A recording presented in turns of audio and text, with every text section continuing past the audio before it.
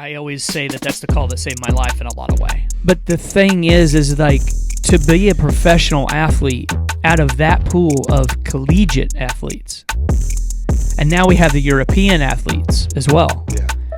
I mean, the percentage it has to be below 1%. And there's been Division II and Division III kids that have gone on to play professionally.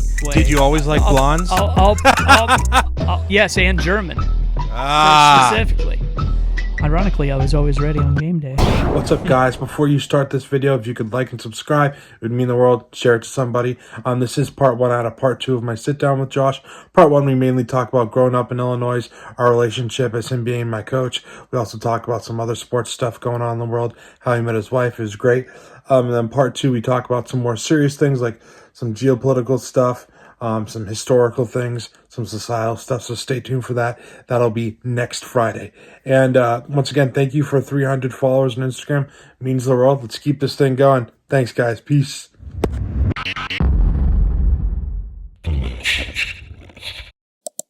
What's up, guys? This is The Last House on the Left. This is where I chop it up with my friends, kill time, and speak what's on my mind. My guest today is someone I've been wanting to have on for a while. I wasn't sure if I was going to be able to get you on, or if you would want to do it, because sometimes people, like, they don't want their they're like, I don't want my image or anything else online. I'm like, well, you're on Facebook and all this other stuff, and the government knows all your information. Exactly. So my guest is a missionary. He's my old coach. He's a teacher. He's a father. He's many things. He's Josh Winans. What's up, man? How you doing? Good. How are you? Good. Bring that mic right Gotcha. into your. Yep. And once again, as we were talking about right before we started, we were talking about Sean Ryan and his. You just sent me this podcast with Eric Decker, I think it is. Yeah. When we were like, before the cameras were even on, we're like, "Wow, do you know this? Do you know this podcast been going on about stuff going on in Antarctica?" I'm like, "Oh no," because when I hear about like crazy stuff in Antarctica, I think of the conspiracy theory stuff where it's like, "Oh, the Nazis had bases in Antarctica." I'm like, "What?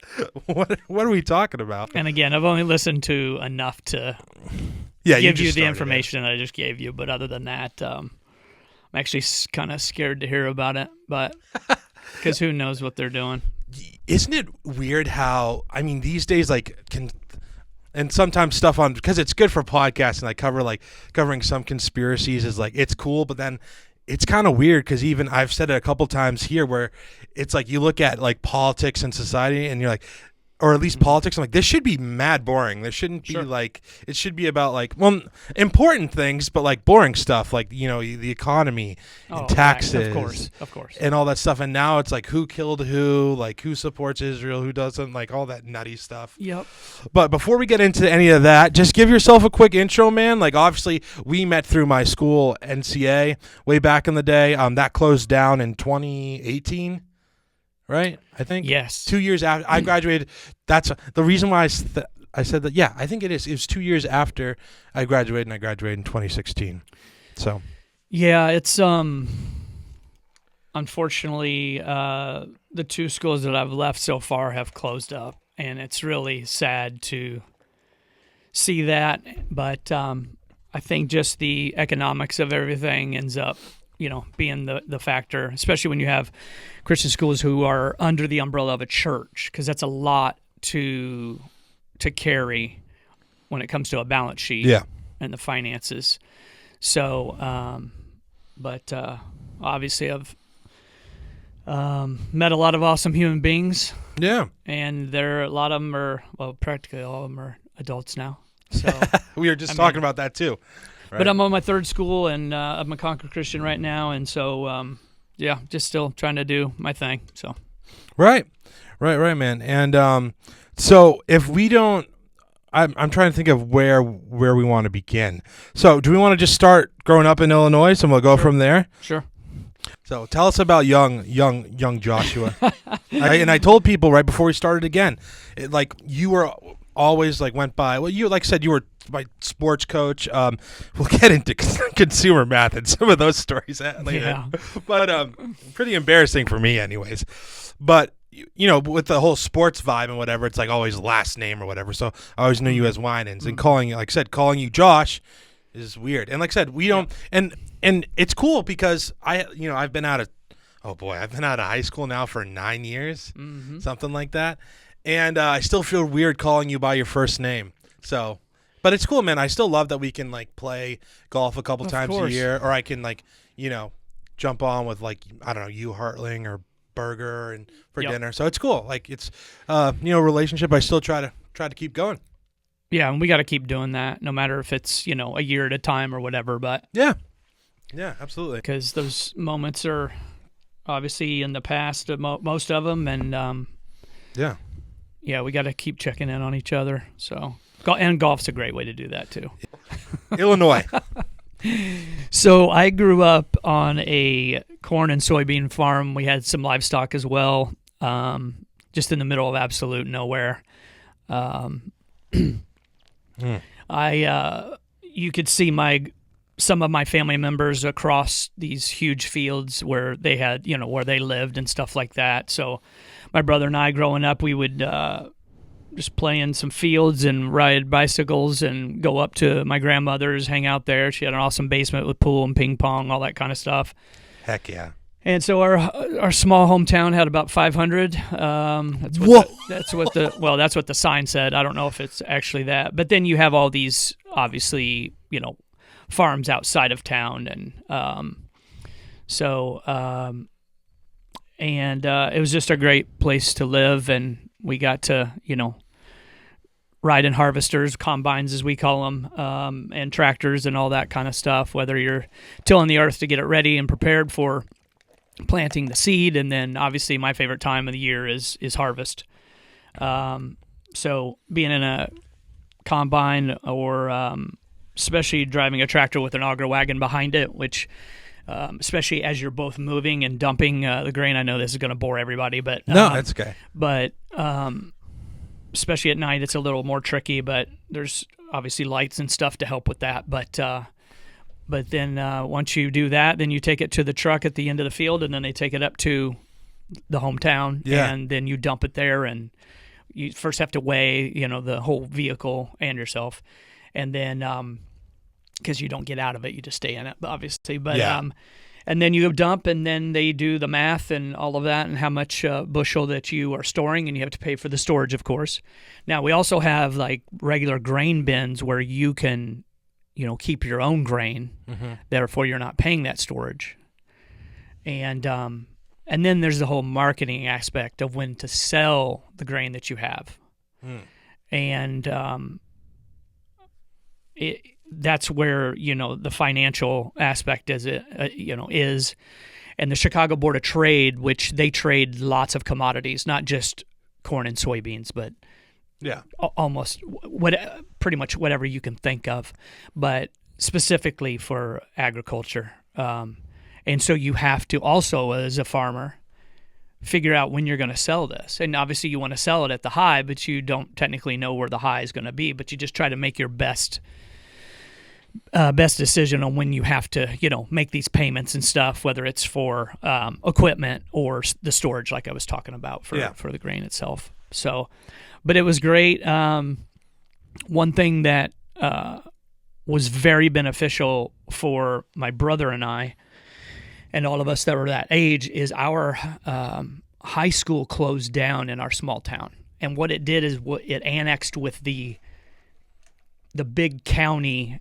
high school. Why I'm bringing that up is, had that not happened, and it was a big decision for a small town to get rid of their school, because you knew a lot of people were going to probably move out, blah, blah, blah. Yeah.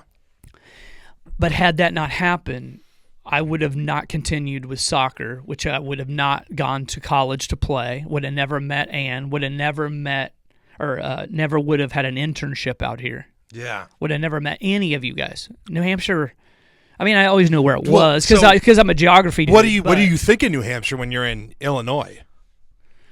Well, it's right to think, dude, the place where we live, I'm going to say we live in southern New Hampshire, is like super, like I like southern New Hampshire better than like Mass at all. Like, and I deliver a lot in Mass. Obviously, there's nice places in Mass or whatever. I mean, fix all the roads. That's one thing where I always I joked with my friend Dan Scott, when he was on here, we're like talking about like trillions of billions of dollars the government's like doing or whatever, and then it's like, damn dog, like these potholes are bad, man. Like I know. it's like every year I lose several tires to potholes and whatever. And but I would say, in relation to the size of New Hampshire and the population, then to Illinois, the roads here are awesome. Really? Illinois is probably, now I don't have any information to back this up, but I bet they're in the top 5 poorest or in debt states in the entire union. Okay. Now,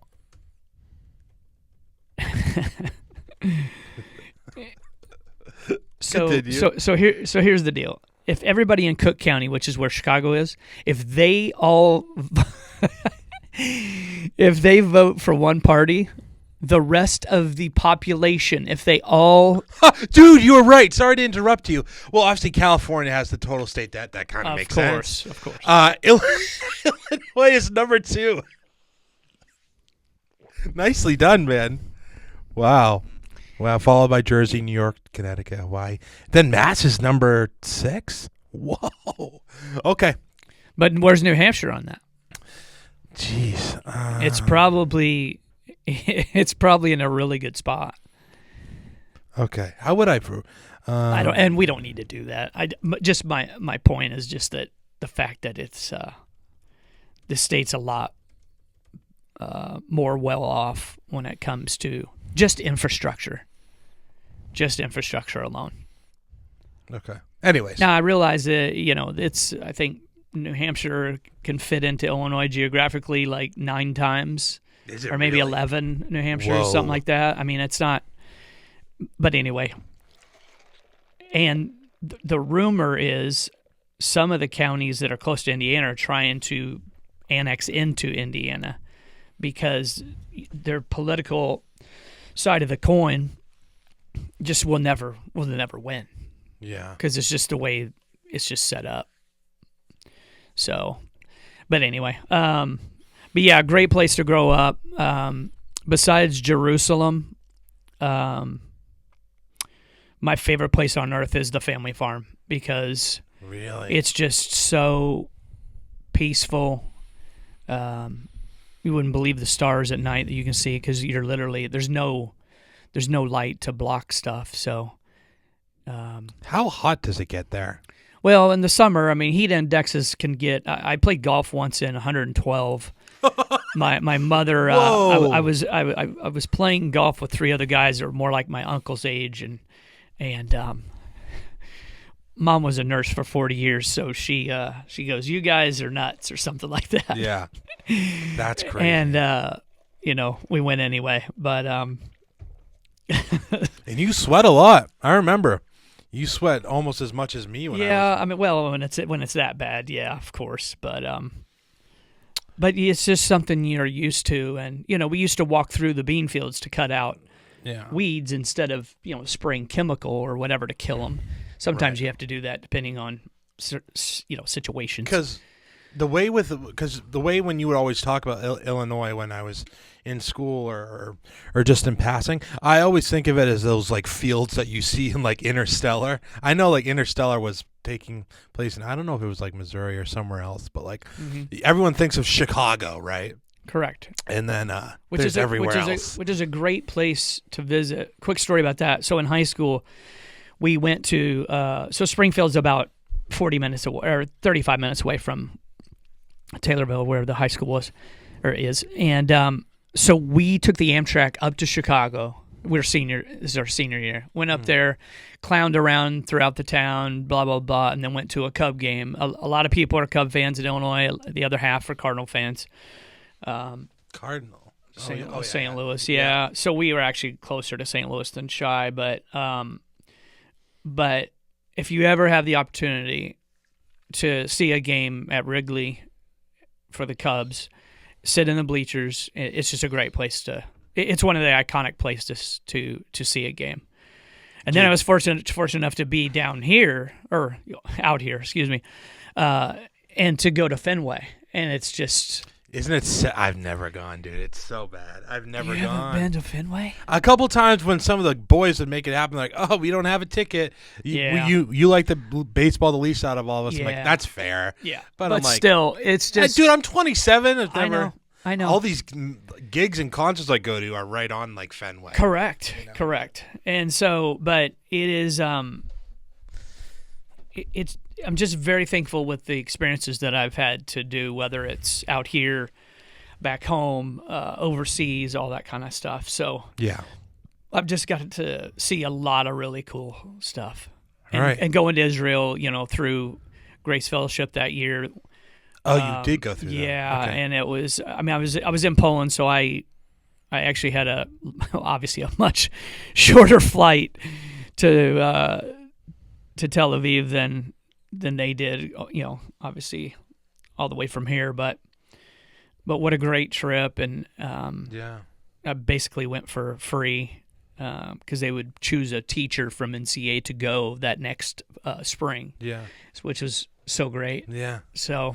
Wow. Okay, so we'll get to like overseas in another minute. Yep. So now I wanted to kind of transition to. So you mentioned when you came to New England, that was for soccer and college and whatever, or did you go to college in Illinois? I forget. Yeah. Okay. Besides Jerusalem, my favorite place on earth is the family farm because really it's just so peaceful. You wouldn't believe the stars at night that you can see because you're literally there's no light to block stuff. So we had a professor that lived out here and started Restoration House Ministries. If you know where the main campus is on Wellington Road of what used to be Manchester Christian, now it's one church. Yeah, of course. So there's a house that's at the top of the parking lot, and the Clymer family lived there. Aaron, which is their son, went to Calvary Christian, which is the first school that I got the internship, and then had 1 year of eligibility for soccer. I had to finish up my degree, and then I ended up getting a job there. So that's how Ann and I officially got out here. And you're what age at the time? Like 20? 22 probably, because I was 23 that last year of. And that's where you met school. Ann was at. Yeah. Which is a much longer story that might not need to be, today. But Gotcha. we were supposed to meet before that, but I didn't do blind dates. So, oh, that's fun. I kind of respect that though. Anyway, because you have to trust your friends really. Well, if someone puts you on a blind date. Yeah. It was actually my parents, not friends. So, Parents are not your friends; they're your family. Because she got to meet them before me. Ah. Actually, this is a cool story because it has to do with my youth pastor as well. So growing up, I had this youth pastor that went to Lincoln Christian College, played basketball there, became a youth pastor, and then was at our church that I grew up at. Yeah. And that connection's important because this soccer coach came out of the Chicagoland area and wanted to obviously know from the youth pastor, because they were both in the admissions department. That's the relationship there for them. And he's wanting to, like, any guys want to come and play, and that's the reason why I got the call that I always say that's the call that saved my life in a lot of ways. Huh. And so my mom and dad had been antiquing and stopped through Lincoln to see Jeff and Melinda specifically. Okay. And Ann was living in their little apartment in their garage, and she had just got home from camping with her, because she was already at Lincoln at that time. I wasn't there yet. Yeah. I'm older than her, but by grade I was basically two years behind. And Melinda said to Ann as Ann's getting out of the car, "Ann, come and meet your future mother and father-in-law." Wow. It's a little bold.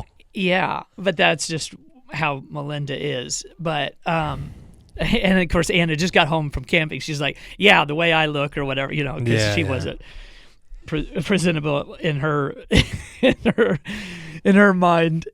And then they left this antique wheelbarrow at their house so that I would end up having this blind date with Ann. Oh, and I don't do blind dates. Yeah. So then, fast forward. I go to meet coach. I do some paperwork to become a student, all that stuff. And Ann happens to be on, I wouldn't say necessarily the coaching staff, but she did a lot of the finances. She helped with like laundry, like kind of like a manager in a way, but also kind of an assistant coach, part of the program. Yeah. So I go into coach's office and Ann's in there doing some paperwork, and she says, "So you're the one I was, you and I were supposed to meet." Meanwhile, what did she mean by that? Was she just like well, being flippant? yeah, whatever. I mean, she thought it was cute or whatever. I found this out later on, but so then I have the gall to be upset with my parents that they did not make me as a 20-some-year-old. Yeah. Make me go on this blind date, which you can't make a child. Yeah. Go, Yeah. So that's part of the joke. Well, the other part of that story is that she started dating this guy named Josh Rich. Now, Josh Rich and I went to basketball camp at Lincoln Christian. Oh, wow. He knows Jeff and Melinda Mayfield very well as well. And so I had to wait out that situation because once I met her and and Ben, when I say we were together like all the time, like there's local restaurants that you go to, like a lot of the kids do, because they want to get off campus or whatever, play cards, obviously eat a meal or whatever. And so she and I and two other of my teammates, that's what we would just do. I mean, we were together all the time. And so I was starting to obviously have romantic feelings and you didn't immediately think, like, when you first saw her, like, you're like, Well, I'll put it this way. Did you always like blondes? Yes, and German specifically. So, but right up my alley. I was very upset that I didn't, So here's the other part about Josh Rich. Continue. So I've always been this person who thinks they're Tom Cruise as Tom Cruise. Listen. That I'm Maverick, okay? From Top Gun, all right? So that movie came out when I was 10 years old, 1986.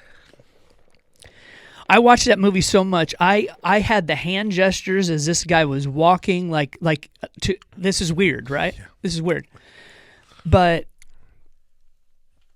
And Kelly McGillis is blonde, like it's just anyway. So Josh is going to the Naval Academy to be a fighter pilot, dude. Oh, that's tough. But I'm Tom Cruise. Right, yeah. You got a little Tom Cruise in you now that I think about it. So a lot of this makes sense now. It's really hitting me. So fast forward, Melinda goes out with Ann to go visit Josh. And Melinda, I think, knows that Ann is having more feelings for me than she is Josh. But are you catching on to this? Again, we're hanging out a lot. Okay. And there's nothing, I'm obviously keeping boundaries where they should be. Yeah, being respectful. Absolutely, on all of that. Because there was this TV show called Saved by the Bell when I was growing up. And Zach Morris is the star, and he wanted to date this girl. But there were rules about the fact that when a couple breaks up, you got to wait so long. Yeah, you can't just be like until away. You can. Yeah. So I respected that. Are you too. Counting the days? Well, maybe. What is the actual? What's it, like a month? Oh, I don't know. I don't even remember what it was back then. But anyway. I don't know if I'll embarrass her with this part or not. She's probably. I'm definitely clipping this. Hopefully she's not even going to listen to this. So we get done with the girls are definitely going to listen to this. You know that, though. Your girls are. And that's fine. And maybe they don't know this part either. But so we get done with our last game at Moody Bible Institute. And this was like regionals or whatever to go on to the next level. And very few guys know that Ann and I are getting serious, but anyway, we're kind of keeping it quiet for some reason. I don't know why. I think it's just because of she's part of the team too and all this other stuff. Yeah. So the season's over, and we're getting on the charter bus to go back south to Lincoln from Chicago because we played Moody. And she says, and some of these guys are like brothers to her because she's known them because she's technically a junior that year. Yeah. And I'm, but age-wise, older. And she goes, I've been waiting a long time for this. And she gives me this huge kiss in front of, all the guys. And they all just went nuts. And then I think I get out of my seat and took a bow or something, like something stupid like that. No way, dude. So, and then from then on, that must have felt amazing. We were together. Wow. And I don't know if we had been, Shout out to you, Ann. But anyway. You're up next on the podcast. Sorry. We'll hear your side next. So, wow. That's interesting. Yeah, so that's kind of and again with Lincoln, I mean that's the only reason we got out here to begin with, and obviously this is our third tour as I call it, being out here, but I mean we're still Midwesterners at the core, of course, but but I don't. There's something about this place, and obviously the ocean and the in Boston and the mountains. I mean, it's just a great place to live, and we're hour from everywhere, right? Hour from the mountains, and it's so great. Boston. You can get on a plane in Manchester, just like you would Boston, like all of that. That Manchester airport is amazing, man. You can just fly out of wherever. And the person who designed it did the one in Bloomington, Illinois. That's real close. I mean, it's about an hour from, about the same distance as Boston is from here. Wow. Okay, cool, man. So. I don't know if anybody was wanting a love story, but that's kind of what happened with Ann and I do I just go as long as we can, and then we edit it out. But no, people are good. That's funny. Well, especially you got some Tom Cruise in you. Yeah. That's and dude, the new one that came out, I went by myself. The 8th Mission Impossible? No, Top Gun. Oh, yes. Maverick. Yeah. And I didn't see the new one. Dude, I went by myself. And as the credits were starting, did you cry? I had to get out of that state. There's stadium seating, of course, and all these now. Yeah. And I just lost it. Like I bawled my eyes out. And then I went to the car and did the same thing, because not only had I been waiting for that movie for so long, because because I think COVID was the reason why it didn't come out. Like was filmed a while ago. It kept getting postponed, and it's just like killing us. Yeah. And then that's your movie. And then Ice, dying and all of that. You haven't seen it yet? I only saw the first one. Oh gosh, I'm so sorry. Anyway. No, spoil it now. No. I'm not saying anymore. Okay. So what are like the top 5 Tom Cruise roles you think? Have you seen a few? You seen A Few Good Men? I just watched the courtroom scene with Jack Nicholson just yesterday. That's got to be one of his best roles. Absolutely. Top Gun would be 2. Yeah. One of the Mission Impossible movies has to be. Which I'm not a fan of those movies, but I mean, I'll give props to him, even though I've only seen a little bit of it. Risky Business, I never really. That was kind of his iconic first role, but I don't think I've ever seen that movie. I don't know if I have either, because it was way before any of those other blockbuster ones. I think it was Risky Business. Something like that. Anyway. Oh, this movie. Oh, he did Valkyrie. He was in Tropic Thunder? Oh, yeah, he was. Tom Cruise was? I think so, right? Well, I know, because he must have been. Valkyrie was an awesome movie. I would put Valkyrie up there. Yeah. And then what would be like? Oh, The Last Samurai, of course. That was very good, too. And then, Minority Report was cool. Oh, have you seen Eyes Wide Shut? No. Yeah, that makes sense. I know about it, but I don't. No, I didn't see it. Kubrick died right after. Oh, really? I did not know. Yeah, it's a little bit of, like I said, definitely a movie you only really watch once. But I was like, holy, Yeah. Holy cow, that was like intense. Like that movie kind of felt spiritual in a way, where I was like, wow. Huh. That was one of the, and it's bad. I call myself out on this all the time. Like sometimes I just have this like itch about like horror movies or different things, where just every once in a while I gotta go to that place. And Eyes Wide Shut isn't even a horror movie, but it's quite the experience. Oh wow, nice. So transitioning a little bit back to, so sports has always been your thing, man. You've always been into sports. Like I said, not only obviously we'll get to teaching in a minute, but like what always made sports, like what was the thing for sports? Because some people do it like one to like relieve stress and different, and we hear all these stories about all these athletes from all these different kinds of sports, where it's like, if I can make a big dude, I can take care of mom and the family and all this stuff. Some people do, which is about 1% of the athletes, by the way. Really?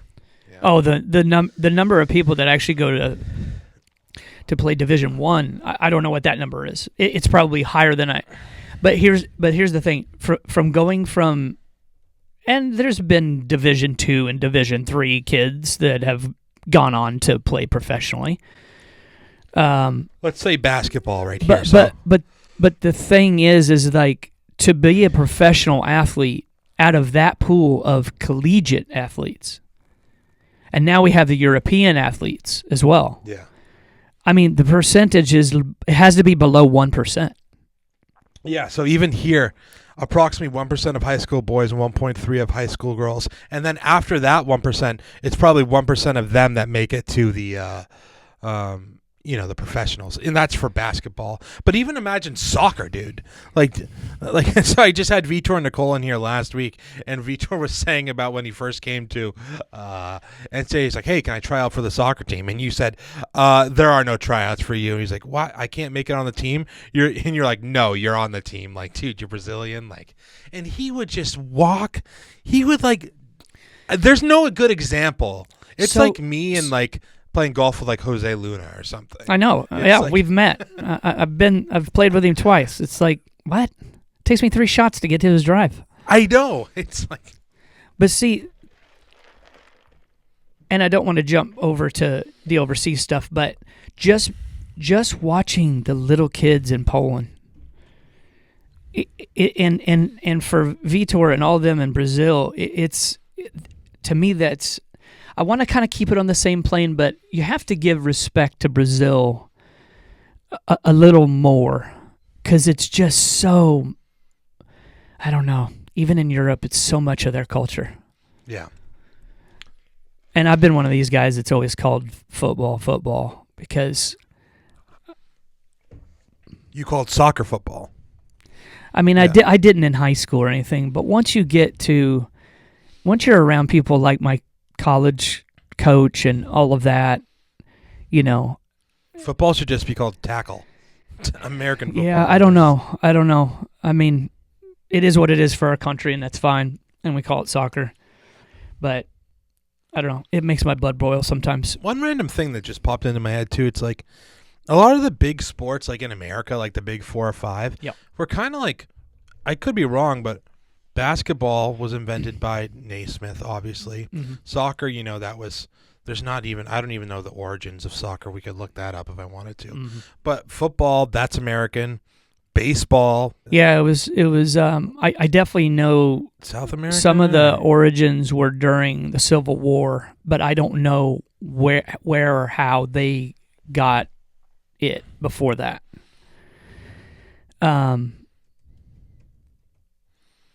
Yeah. That's the very little I know when it comes to the origins of baseball. And that's probably a really poor examples, but... Modern soccer originated in England in the mid-19th century? Yeah, actually, right? there's a Netflix special. I'm trying to remember the name of it. I watched all the episodes. Sadly, I can't remember. Maybe it was called The English Game, something like that. But it goes over... I'm not saying it's the exact men or whatever, but they kind of base it on some characters. Where did golf originate? That must have been Scotland. Scotland, yeah. Yeah. Shout out to them. Oh my gosh. You must have watched the Ryder Cup, huh? Actually, I didn't watch 1 minute of it. Really? Was there a reason for that? No, not in Nah, just didn't have particular. time. Yeah. I didn't watch a ton of it. I followed it like online here and there. I saw a couple clips. Yeah. But you should see how much golf Dad watches now, man. It's crazy. Well, it is. I mean, it's I enjoyable. watch golf more than the Patriots. You And, don't the have Patriots to, are playing great right. now. You don't have to think when you watch golf. Like basketball and football, American football, you're like, you have some interest because you can at least, oh, they should run this play because you're kind of more knowledgeable about it. Golf. It's like they're What, you know, what club do I hit from Tiger- 227? well, You know? well, right, and they're looking at. They see, I think Tiger explained it as windows. He's looking for this specific window for the ball to either start at, stuff like that. So they look at the flag. They look where they want their lines, so to speak, like on a drive. But they're looking to put the ball in a certain spot, and then they know it'll be good. So they're. I don't know if you've ever watched. The Full Swing stuff? No. This is a movie. Hold on, I've almost got it. The Greatest Game Ever Played. I have heard of that. I haven't watched it though. It's about it's a true story about Francis We-Met. Is Brad Pitt in that? No, that was Bagger Vance. No, not Bagger Okay, Vance. I'm thinking. Okay, anyways. he's in some other movie. I have heard of that title though. This is Shia LaBeouf. Shia LaBeouf. There you go. So he plays this character, and it's a very good movie, and it's about how we still had at that time. I shouldn't say still have the class system from those who had come over from Great Britain. And he was French, I believe. I think that last name is French, but I don't want to spoil the movie because it's a really good sports movie. Okay. Really good. Ooh, top sports movies. So that one, Remember the Titans? So for me, because of where I grew up and the small town is Hoosiers for sure. Other sports movies. Oh, isn't there one on Jackie Robinson? Yeah, I think it's called 42, maybe something like that. Yeah, it was a newer. That was only 10 years ago, right? I didn't You didn't like it? I don't think I watched it. I don't think I've watched it yet. Moneyball was a great movie with Brad Pitt. Okay. True story about the Oakland A's. You hear about the NBA really quickly, not to interrupt, there's a big like NBA, like Terry Rozier and Chauncey Billups were like gambling and betting on games. Yeah, I just heard a little bit about that. You're talking about the Non-Basketball Association? Yeah. It's fair. No, the last I watched. Yeah. I don't know if You're I don't know if I was that way when I was with you guys. You were. But I think personally that time when I was in high school, 2014, 15, 16, you still had Spurs, you had LeBron, you had, Kyrie was on Cleveland, like, which now, Kyrie's whatever, but, the 2016 was like, that was still good NBA. Yeah. But anyways, so I don't know if there were any, I think we got to four big sports movies, but wasn't there like one other one I was thinking of? Aren't there a couple good basketball ones? No, there's got to be a football, or, Remember the Titans. Yeah, that was a good movie. Yeah. Yeah. But yeah, obviously I know you like the college sports, so. But getting back to the question that I was originally trying to ask. So, what's sports been like? What does it mean to you? Cuz that's like a huge part of your life, man, for so long. Well, and what I've kind of already I'll start. So, YMCA soccer started at I think 3 or 4 years old. And praise the Lord, Mom got me into that. She worked in Taylorville, which is the county seat. It's about 15,000 people. That's where I went to high school again. Yeah, that sounds familiar. I think you said Taylorville area. Yeah, because had it not been for that closing down and going to the big school, like soccer would have been done for me. Mm. And as you already have seen, like that's my thread. Christ is my thread through it all. But when it comes to like how did I get out here and meet you guys, it's soccer.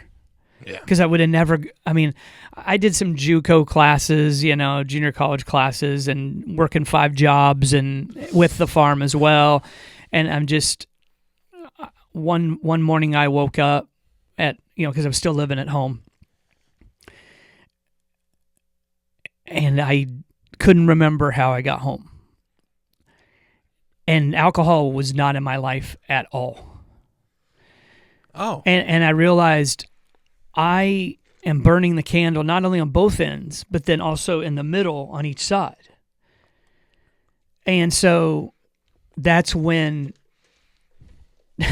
God brought the whole Lincoln Christian thing and the whole soccer thing. Yeah. And again, that was when it comes to, I just will always call it the call that saved my life.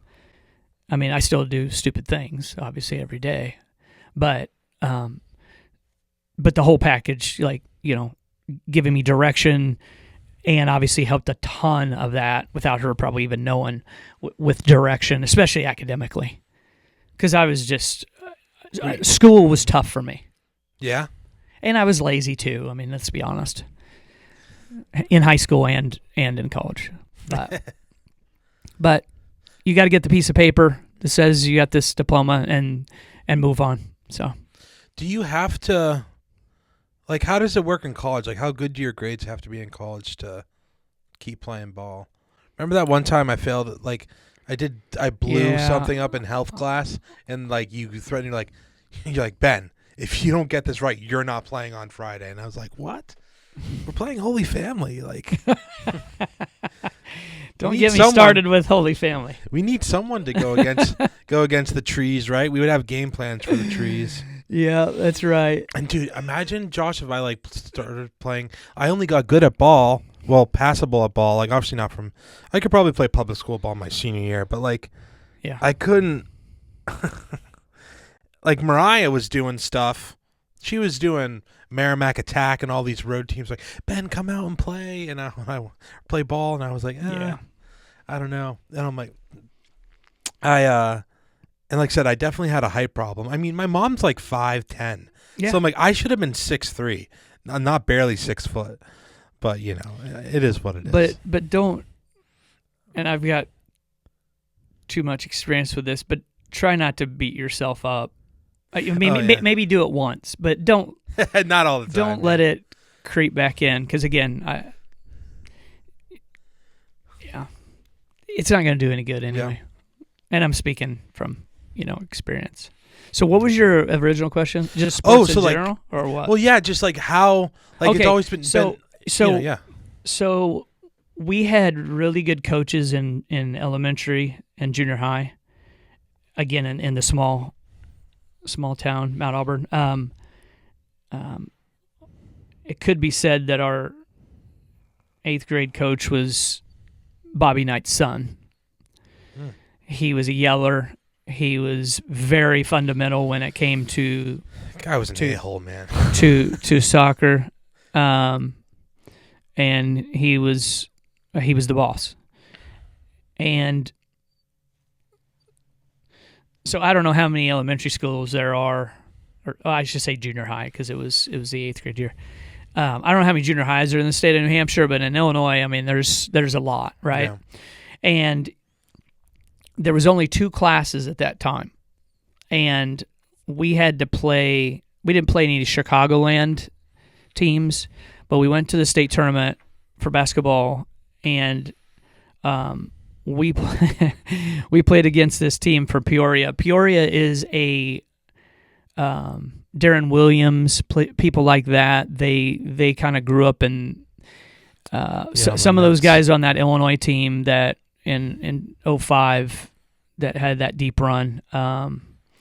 They were from there, and I'm not saying we competed against those guys because we're much older than them, but Peoria was a town that had a much larger population than even where I went to high school. And so we got to the Elite Eight, and we matched up with Peoria Pleasant Valley was the name of the school. And this kid that was playing for him, we were like, He reminded us of Jordan a little bit, because we were all Bulls fans, of course. And so you were a Bulls fan? That's the only Illinois team. Well, the University of Illinois. Duh. Yeah, and then for sure. I mean, dude. Okay, I'm gonna pause here. So yeah, high school was great when it came to the sports teams professionally that my friends and I rooted for. So we had the Jordan era, especially the first three-peat. We were Dallas Cowboys fans. I forgot about that. Sorry, and then the Cubs were terrible. The Cardinals were good throughout that time period, as well. And Illinois football was decent in the early '90s. They've been junk except for the last few years. But it was just a great time for that. How did we get on that topic? Oh, we're just talking about how sports in general. Just a big part of our lives. And so my dad was not an athlete. Really? And was your brother an athlete? Not really. I mean, he played some YMCA stuff, which we all did growing up. Because college soccer's decent, man. Like my cousin played for SNU. Yeah. Back in the day. Yeah. They were playing against like European. I think they were D2, and I remember I was like, this stuff's crazy. I remember they once played this team, Merrimack College, and when I'm in North Andover, like I go past, and I always remember because it was just like I didn't realize college soccer could be that intense. Yeah. And I was like, wow. Yeah, and obviously the higher the level, the more physical and all that it's going to be. Could I ask you a really a little bit of a pressing question? So like, sure. You told me this forever ago, and you're pretty open about it. But it's like when you were younger, like you were like pretty competitive, right? Like pretty like almost like an ultra competitor when it came to soccer. Well, it wasn't just that. My family in general. Now, my dad was one of six, and they played a lot of cards, not necessarily poker, but like card games like Pinochle, you probably never even heard of. No, actually. Just different games like that. My grandmother had a pool table downstairs, ping pong table. One of my uncles was very good at chess. My dad was good at chess. Like everyone had their thing. But we were ultra competitive no matter what it was. And here's what will sum this all up. Playing chess with my dad, and I don't even know how old I was, 7, 10, young. And I'm getting frustrated, probably tearing up a little bit. He's like, why? He's like, what do you want me to do? Let you win? And I go, yeah. He goes, then he goes, validating. He goes with a straight face, well, you can forget it. So that should tell you about how competition is in the Winans family. So, you've seen a couple of my meltdowns in high school. I want to like stab myself in the eye thinking about it. And I've seen athletes that I've coached over the years that just get almost like anything bad at Concord Christian, like crybaby-ish. Like it's like there's a I had a borderline moment. Do you remember Jesse Remington? They had this one kid that was like pretty good, but he was just doing everything. We ended up winning the game, I think. But I called a timeout when I didn't have the ball. I like stormed into the locker room. Somehow they gave. I don't know if like. No, it was in Jesse Remington. It was in Candia, so I don't think Ken Bork was like reffing the game. Ken Bork reffed a couple of my my men's league games. There was one time where and Ken's great, like we're on good terms. But there's one or two times where like in men's league where I'm like, you are not good at your at the end of the game I come back, I'm like, dude, what is it? Do you know this guy Bob Alperin, by the way? He reffed our my dad and Uncle Paul knew him, or you remember my Uncle Paul, my dad's brother. Yeah, he used to pastor here, and he reffed the our championship game. I think. Well, then I would know if I saw him. I would remember him. Yeah, but I remember one time I was like, I'm trying to think because I'm like, I always played better when like I didn't say anything, and if I just like kept it, like through you, I was pretty good at like not celebrating or whatever. But like, and one thing that's interesting now that you see, whether it's soccer or basketball or whatever or football, everyone over celebrates all the time because they see the NFL. Dude, you know how many NBA celebrations there are? There's like, you got the Carmelo Anthony thing, and sometimes in pickup I would screw around. I can't play anymore because I effed up both my knees. I have no cartilage in my right knee. I think you knew that. Ooh. But I remember one time, and I had a couple bad times. I remember one time when we played this. Remember Bradford Christian in soccer? Oh my! I don't remember soccer. Yeah, I remember basketball. They were pretty good in soccer. I think we would always. I don't even remember playing them. Yeah. Yeah, we played them like third, because I remember like going into 8th grade or when I came into, I don't know if it was 8th grade or 9th grade, but a couple times I would carpool with, like this, shout out to Nathan Gray. Oh yeah. He just texted me the other day, by the way. Oh, cool. Yeah, I'll share that later. Nice. Yeah. And so I think I remember something about 8th grade, like his mom knew my mom, and they're like, hey, when you come into high school, would you want to play soccer? And like, I'm like, me, at the time, I do not have I'm not the body of a runner, but I love playing defense too. I just kick it up to, whether it was, Jordan or Sarah or the Thompson boys. I still see Peter Thompson once or twice a year through Thibodeau. Nice. All this stuff and whatever. But I have a lot of good memories, and I thought like honestly, even our friends from Mount Zion and whatever were like, it was a great that time. was fantastic. But I had a couple times, dude, where like if I like. Yeah, I can just see red. Oh yeah, I remember probably one or two. It's so bad because I couldn't, like, some people, like, honestly, if Robert watches this, he'll be laughing. Sure. But like when Robert gets, like, say if it's golf or ball, like if you piss them off, they will play better. Like him. Oh, I'm 100% that way. Yeah, I can see it. So here's one thing my college soccer coach wanted to do to get me to play better. So this Josh Rich I was talking about, while Anna and I weren't together, but he knew. So he wanted to get a cardboard cutout of Josh Rich and put it on the sideline. He told me that once. Really? Yeah, because he was trying to get me to, like they're just playing Mad, and then there's like Beyond Mad. Yeah. Like you don't want to get Beyond Mad, but when I got mad, Beyond Mad is like you take it out on other people. Yeah. But I mean, we had a guy that was like ex-special forces that led all of our like calisthenics. We had a guy that ran a dojo like for Taekwondo. Like we had guys that could. I mean, you don't hit people necessarily in soccer, but you kind of do, kind of lay them out from time to time. Check them out. Or it just depends on the scenario. Ever have a bad soccer injury, by the way? You ever get one of those? Remember I had like a hamstring thing? That was the weirdest thing. I've never had a hamstring after that. So that's why I had to start kicking left-footed. Remember? So I can't demonstrate this, obviously, with what we've got in front of us. But so my freshman year, there's a corner kick that we have. And instead of doing a diving header, I think in my mind that I'm going to put my foot up in the air and hit it at the exact moment with the bottom of my cleat and put it in the goal. And that didn't happen. But what did happen was as my left leg planted, the goalie landed on it, and I flipped over the goalie with my foot still being under him. Chipped my tibia. So your knee that goes like this. Not knee, ankle. Did I say knee? I'm sorry. My ankle is what I destroyed, yeah. Well, not destroyed, but it was I chipped my tibia is what happened. So this is the freshman year, okay? College? Yes. So remember. Oh, that's so here is my daily schedule, real fast. I go to class. I go to practice.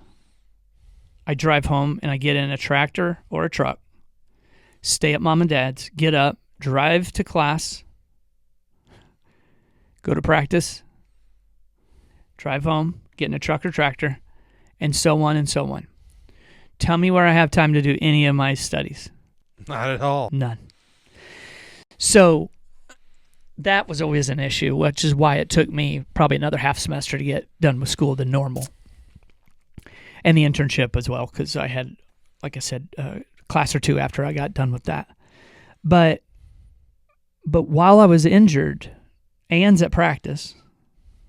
She brings a blanket, we sit on it, and that's how we start to really get to know each other. No way. Yeah. Sorry, I left that major part out earlier.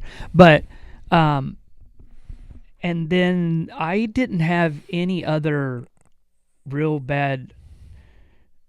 I broke the growth plate in my right wrist with a four-wheeler. It was really stupid. It's not like we went airborne or anything like that, but broke the growth plate and had to see a bone specialist. Again, I told you my mom was a registered nurse, so I'm sitting on the table.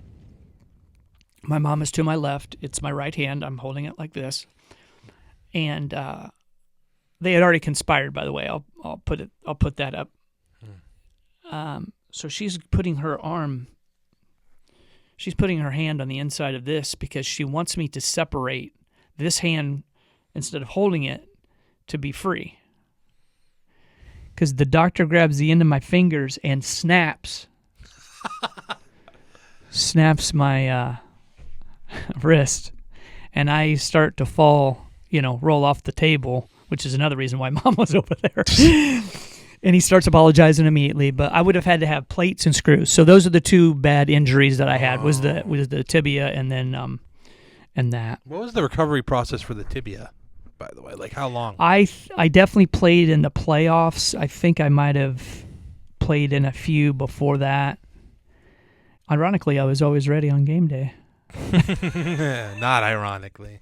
And your favorite part of soccer, like were you a midfielder? No, because I didn't have the footwork. What? I put in time at home with it, like making moves in the open field and all that kind of stuff. You could juke, but you couldn't dribble? Yeah, my like juggling and dribbling I could at a fast pace. But like to receive the ball, my head was always down. I don't know if you saw these things for basketball, but it's a strap, and then I'm listening.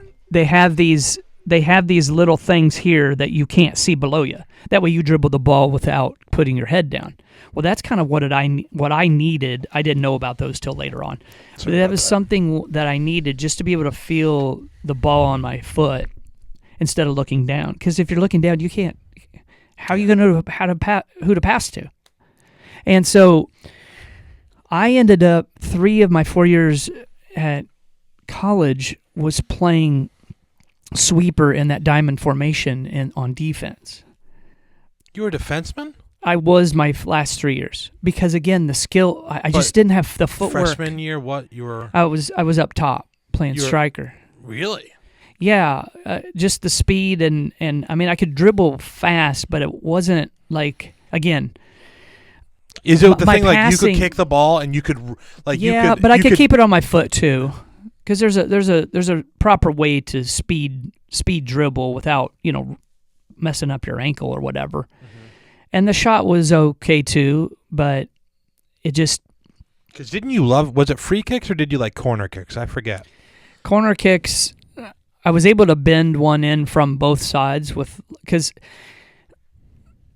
So I had to play a little bit of defense on the outside left because I was one of the few that could use the left foot to cross the ball in.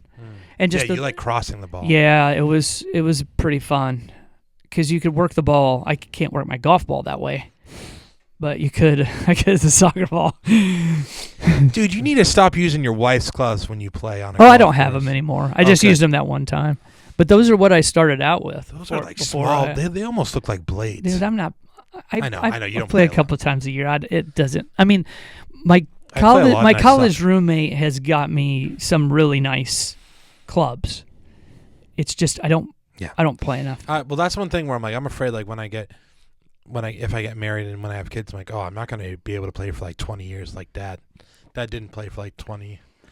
Well, and those are sacrifices you have to make from time to time. But like, if your budget is such a way that you have now time. Well, I'm not going to make enough money to do that, so I'll definitely have to. I hear that. Yeah. So. Especially here. I know.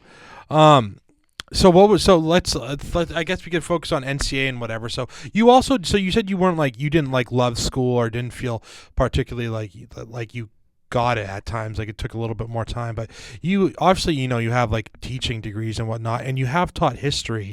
What types of history? Because fill me in because I forget. Hang on one second, I've messed this up. My degree technically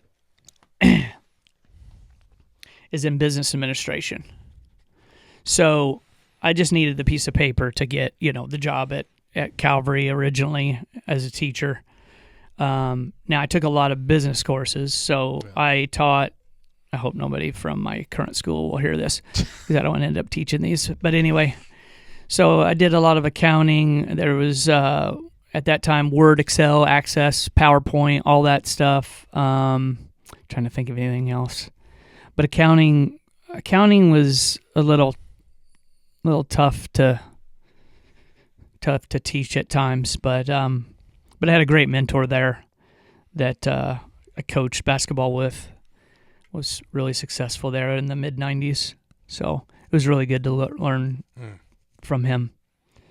And then the guy that I'm assisting now, Greg Farland, he's got a couple AAU teams as well as our high school boys team. And this is for ball. Yeah, and he knows his stuff. You know your stuff too. I remember a lot. Even my friend Shane, who like only went to NCAA for a year, and went in. Like I said, he played a lot of ball. He's like, oh no, like Josh always Winans always knew his stuff, and just it's tough because not that when you said beating yourself up, it's like I didn't have the ability like other people on our team. Like we probably had out of our little high school team, our D4 team in New Hampshire or whatever. Right. Like it was hard for us to like execute like on the fly. We couldn't do it. It was impossible. Yeah, the major thing that I remember, especially that last game against Tri-City, which is a good time to bring this up. Yes. So yes. So I want you to look. Here's your camera. I want you to look. Look at the date at the bottom. NHSPSAL boys basketball, first place 2015 to 2016. Yeah. So this is the 10th anniversary season for this. For you and Robert and all those guys. Whoa. So where this thing has been, I've always had it in my office at CCA, and I've had a couple people ask about it. But Ben, I want you to have this because you're going to see more like Robert and those guys that I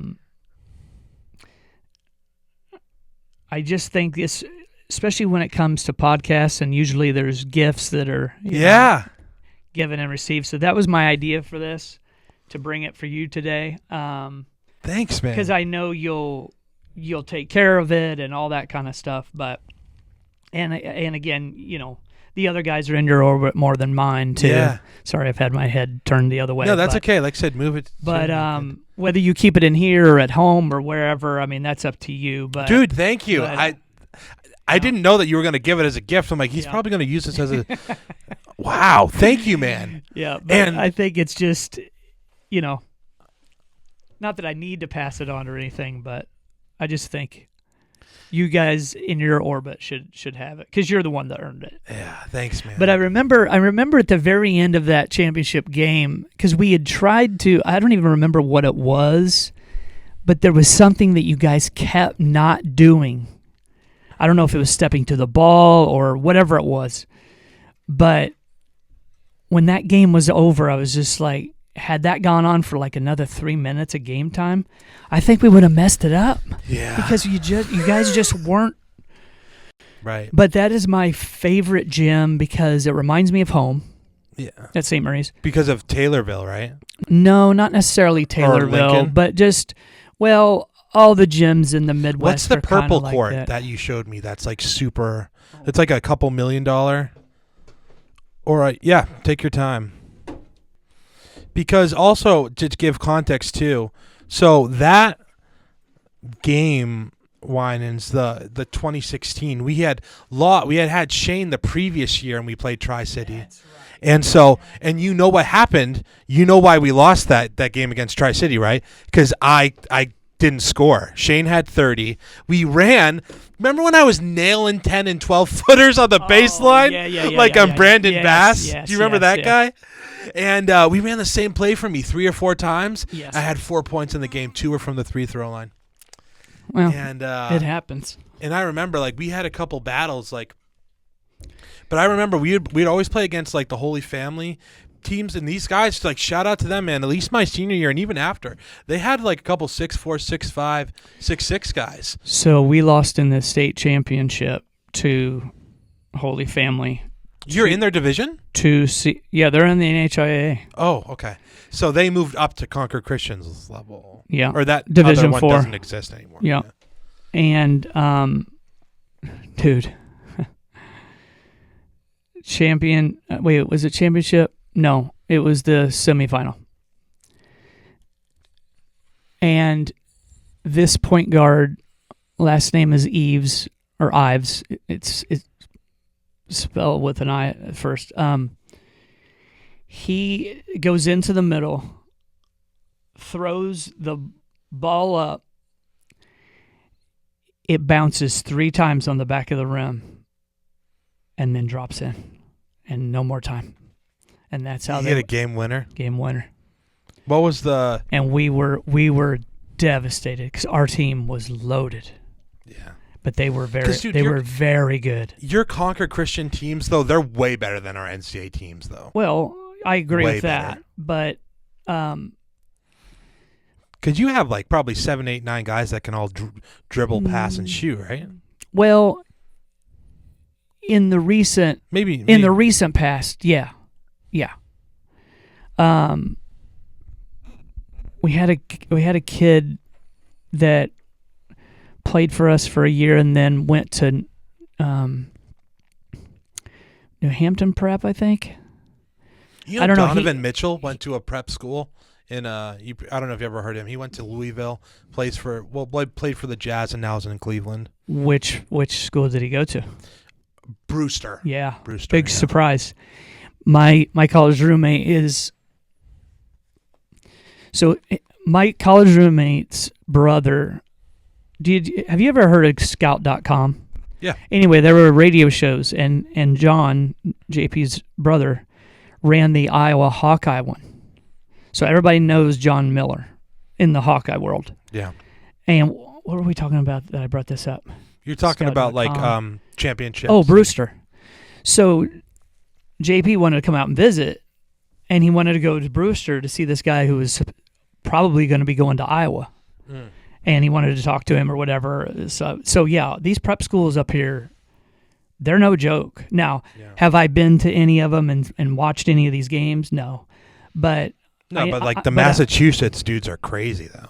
I know. And then you got New York, like 4 or 5 hours So, away. I mean, and that league has got to be insane when it comes to, like, their regional or their, the final. Dude, like, kids are doing windmills in 7th and 8th grade. I know. It's insane.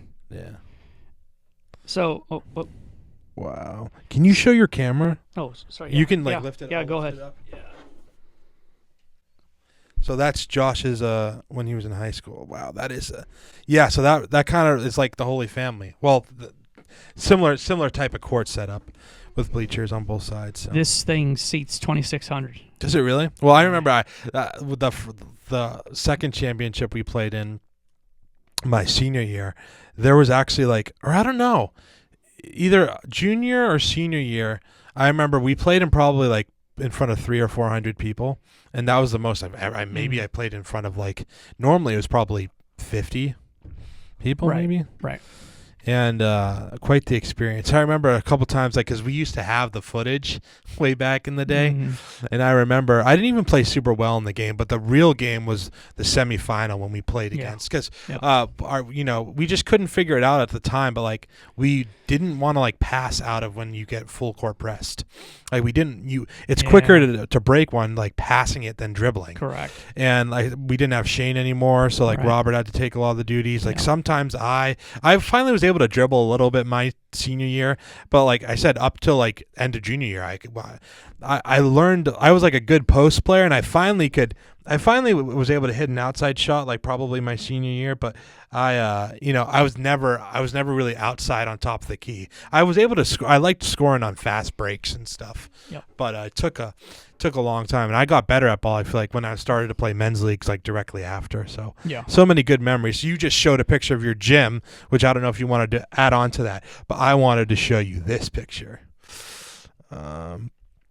This is me and Josh Jackson. Oh, nice. And like I said, man, this time like meant a lot to me, man. It was really cool.